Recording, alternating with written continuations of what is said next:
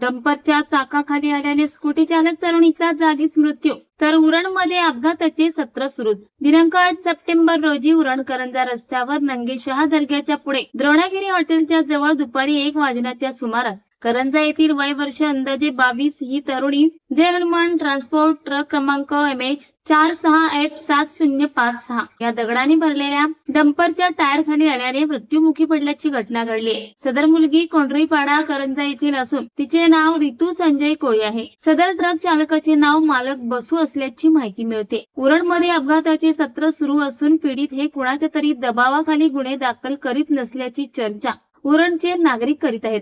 तर उरणमधील सामाजिक संघटना अपघाताचे गुन्हे दाखल करण्यासाठी प्रयत्न करीत आहेत. याबाबत अधिक तपास उरण पोलीस करीत आहेत.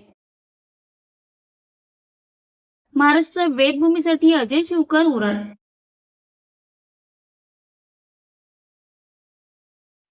ताज्या घडामोडी जाणून घेण्यासाठी आजच आपल्या महाराष्ट्र वेदभूमी न्यूज चॅनलला लाईक करा, शेअर करा, सबस्क्राईब करा आणि बेल आयकॉनवर क्लिक करायला विसरू नका.